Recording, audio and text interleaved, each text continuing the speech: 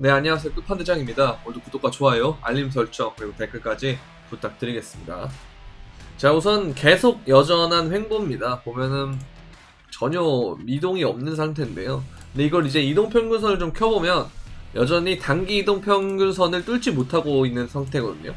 그래서 여기를 일단 좀 뚫어야 되는데 지금 이러한 횡보가 관찰될 때 이제 이 이동평균선을 뚫지 못하면 이런 식으로 천천히 우하향하는 모습을 보여줬거나 아니면 여기서 이렇게 튀어오르는 게 있었거든요.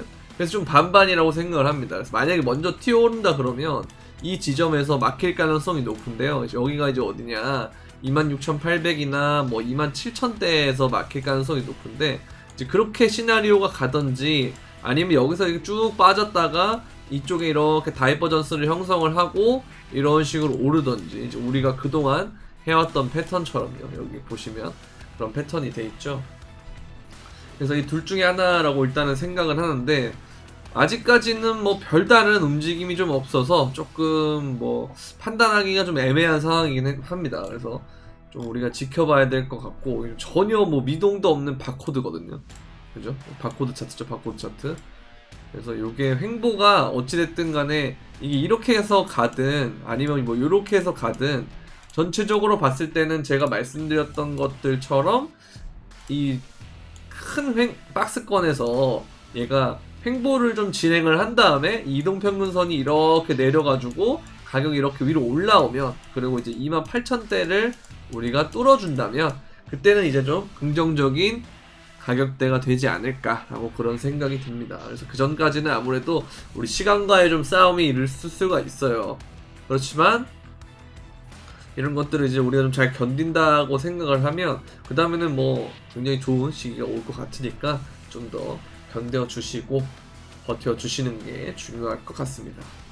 오늘 업비트에서는 엔진 코인이 좀 급등하는 모습을 보여줬는데요. 이제 그 이유는 이게 9월 13일날 자체 레이어 1 블록체인을 출시를 해서 기존에 있던 에피코인까지도 마이그레이션을 해가지고 엔진 코인으로 바꾼다 이건데, 결국 레이어 1이라고 하는 것은 이제 이더리움 네트워크보다는 엔진의 자체적인 네트워크를 써서 마이그레이션으로 한다라는 거죠. 이제 엔진 기반 블록체인으로 마이그레이션 된다. 그래서 이게 플랫폼의 형태로, 플랫폼 체인의 형태로 바뀐다라고 보시면 됩니다. 그러니까 이더리움 기반으로 어떤 D앱을 만들었던 그 구조가 아니고 엔진 체인 기반으로 해서 뭔가 D앱을 만드는 이제 그런 형태로 레이어 1으로 바뀔 거다라고 얘기하는 거죠. 근데 이렇게 되면 사실 이게 제가 그 게임 메타를 사실 좀 긍정적으로 보긴 하거든요. 그러니까 지금 당장 얘가 볼 건 아닌 것 같지만 어쨌든 다음 장이 오면, 상승장이 오면 결국 게임이라는 것이 블록체인의 매스 어댑션에서 되게 중요하다라고 생각을 하는데, 그런 부분에서 봤을 땐 또 엔진이 레이어 1을 해주는 게 또 대안이 될 수가 있는 거죠. 게임을 잘 되기 위한 전용 체인으로서 엔진을 선택을 한다든지 하는 그런 것들이 좀 필요할 것 같아요. 근데 그렇게 되려면 아무래도 좀 높은 트랜잭션이 필요하고, 그리고 여러 가지 그 트랜잭션이 몰릴 때도 어떻게 잘 처리할 것이냐, 그리고 기존에 있던 게임들을 흡수하기 위해서는 또 어떤 유인책을 할 것이냐, 뭐 아니면 이걸 연결해주기 위해서 어떤 형태의 방법을 쓸 것이냐 등 이런 것들을 또 종합적으로 고려해야 될 게 많기 때문에 아직까지는 조금 기다려 봐야 될 것 같습니다.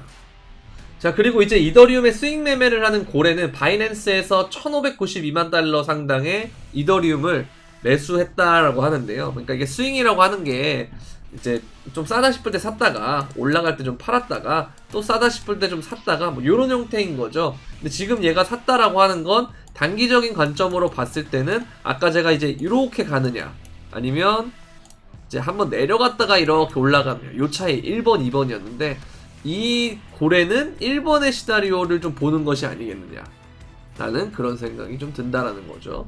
그래서 이 부분도 여러분들 참고하실 필요는 있을 것 같고요.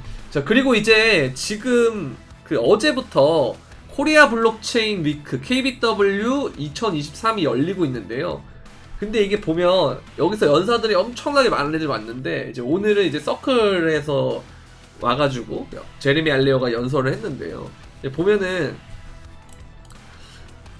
이게 이제 2025년에는 스테이블 코인을 포함해서 모든 디지털 자산 산업이 규제될 거라고 생각한다. 근데 이걸 부정적으로 보는 사람들도 있지만 법적 근거가 있어야 매스 어댑션, 아까 제가 말씀드렸던 대중 수용이 가능하다 이런 거죠. 그래서 한국이 규제를 잘 마련한다면 훌륭한 모범이 될 거다. 이제 외국에 있는 애들이 슬슬 크립토 애들이 한국으로 좀 몰리기 시작했어요. 한국이나 아니면 요즘 일본도 굉장히 웹3나 이런 쪽에서 되게 친화적이거든요. 이쪽으로 지금 몰리기 시작했어요. 그리고 뭐 예전부터 있던 싱가포르나 이런 데도 많고, 그리고 요즘 두바이도 되게 좀 적극적이긴 하거든요. 이 싸움에서 보면은 결국 아시아권으로 몰리는 것 같은데 여기서 허브가 어디가 되느냐. 뭐 홍콩도 있고요. 이렇게 여러 가지가 있지만 저는 개인적으로 한국이 됐으면 좋겠다라는 생각이 들고, 그래서 요번에 이 코리아 블록체인 위크에서 오는 애들을 좀 보면 되게 좀 빵빵한 연사들 많이 왔기 때문에 그런 거 보면서 한국도 잠재력이 있다라는 그런 생각을 하고 있습니다. 그러나 이제 국내 코인들이 그렇다고 해서 잘 되느냐라고 생각해보면 이거는 조금 물음표다. 왜? 이 글로벌의 허브의 장이 되면 말 그대로 실리콘밸리랑 똑같은 거죠. 다국적 기업들이 많이 양산이 되는 그런 그 셋업이 되는 거지. 여기서 이제 기존에 있던 그 토착 기업이라 그래야 되나요? 아무튼 뭐 한국에 있는 기업이 잘 된다? 요거는 좀 애매하다는 거. 대신 이전보다는 크립토 쪽에 기업하기 좋은 환경이 된 건 맞으니까 기존에 있던 기업들이 훨씬 더 유리한 지점에서 사업을 하는 건 분명해 보인다. 다만 글로벌과 붙었을 때 경쟁력이 있냐 없냐라는 측면에서는 아직까지는 잘 모르겠다 이거죠. 이제 그렇게 정도로만 판단하시면 될 것 같아요. 자, 그리고 이제 그레스케일이 미국 SEC에 대해서 GBTC를 ETF로 전환을 해달라, 현물 ETF 해달라, 전환을 논의하는 게 촉구를 하고 있다라고 하는 거죠. 근데 어쨌든 이게 지금 그냥 단순하게 볼 건 아닌 것 같은 게 좀 긍정적인 판결도 중간에 나오고 있고 해서 결국은 이게 이 방향대로 되지 않을까라는 생각은 합니다. 다만 이게 시기의 문제지 이 방향의 문제는 아니라는 거죠. 이게 뭐 되냐 안 되냐의 문제라기보다는 이건 아니고 이제 시기의 문제다. 언제 되느냐의 문제인 것 같다라는 생각이 듭니다. 근데 현물 ETF는 금의 경우에서도 그렇지만 엄청나게 파급력이 컸어요. 금이 현물 ETF가 된 다음에 엄청나게 많이 올랐거든요. 그럼 비트코인도 제가 이제 이걸 가지고 시나리오를 두 가지를 말씀드렸는데, 만약 지금처럼 정말 이 엄청난 횡보장이나 약세장에서 갑자기 뜬금없이 현물 ETF가 승인된다. 그러면 이제 금처럼 계속 우상향 될 수 있는 과정인 거고요. 근데 만약 이런 게 없이 그냥 가격이 그냥 뜬금없이 우리가 2021년처럼 계속 오른다. 그러다가 갑자기 이 시점이 돼서 뭐 어느 순간이 돼가지고 현물 ETF가 승인된다 이러면 이게 이제 고점 재료일 가능성이 있어요. 이제 요거는 여러분들이 그때 가서 이제 봐야 될 것 같고, 저도 그때 가가지고 이걸 보고 판단을 하겠습니다. 그래서 일단은 요 두 가지 시나리오가 있을 것 같다라는 그런 생각을 하고 있어요. 자, 그리고 보면 코인베이스의 순유출이라는 게 있는데 거래소 밖으로 빠져나간 거죠. 지난 7일 동안 10억 5천만 달러를 초과했다.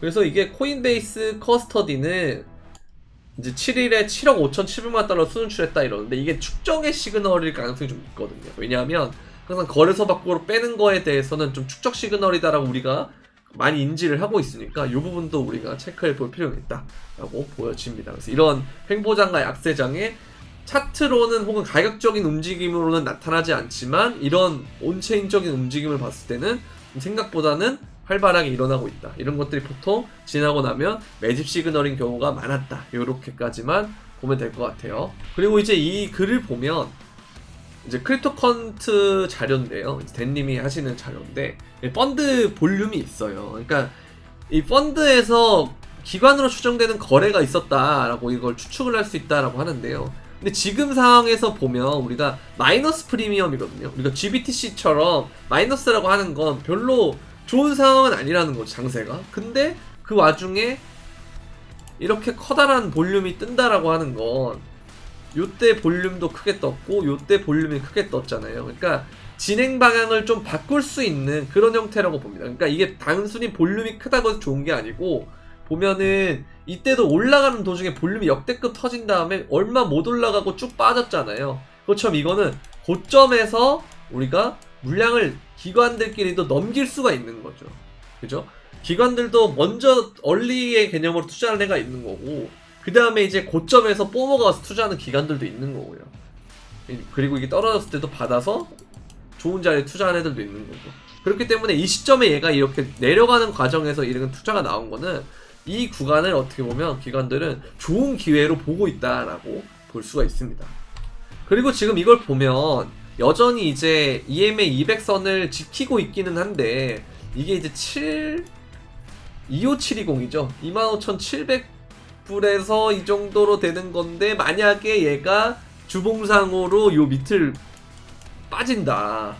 그러면 또 휩소의 형태로 되든지 아니면 가격 변화가 좀 있을 수 있겠죠. 그래서 이거 지켜주는 게 되게 중요한데, 어찌됐든 간에 좀 저는 지켰으면 하는 바람이긴 해요. 근데 만약 못 지킬 경우에도 이후에 얘가 못 지키고 난 다음에 또 리테스트를 했지만 실패를 한다. 그럼 이때는 한 번 더 크게 떨어질 가능성이 있으니까 요 관점을 여러분들이 계속 열어두시는 건 좋아요. 그렇기 때문에 제가 현금 비중을 계속 어느 정도는 두고 있어야 된다라고 지속적으로 말씀드리는 거고요. 요 부분도 우리가 생각할 필요가 있다. 그렇게 보시면 되겠습니다.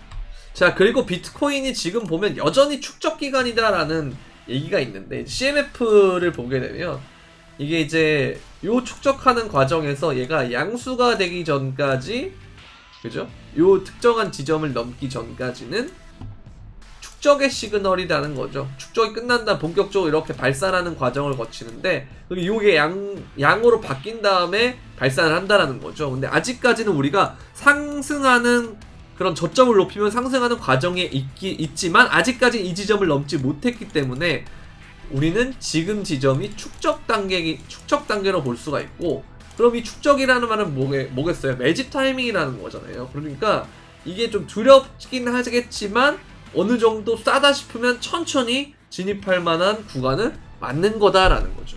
우리가 이제 2021년에 들어왔을 때도 지나고 보면 이때 샀으면 되게 좋았듯이 지금도 굉장히 고통스럽지만 지나고 보면 축적 단계일 가능성이 높다라는 겁니다. 그래서 우리는 이 부분에 대해서 좀 냉정하게 판단할 필요가 있겠다라는 거죠. 자, 일단 오늘은 여기까지 하도록 하겠고요. 여러분들 이제 뭐 지속적으로 말하고자 하는 내용들은 다 같아서 뭐 똑같은 내용이네 할 수도 있겠지만, 사실 이런 행보장에 이런 말밖에 할 건 없고요. 그리고 이제 뭐 차차 장기 투자에 대한 부분도 슬슬 축적 단계이고 하니까 얘기를 할 필요는 있을 것 같고, 이제 뭐 그런 것들의 컨텐츠를 하거나 아니면 여러분들이 또 이렇게 또 기운을 북돋아 줄 수 있는 그런 컨텐츠를 중심으로 계속 할 테니까요. 여러분 도움이 되셨다면 구독과 좋아요, 알림 설정 그리고 댓글까지 부탁드리면서, 그럼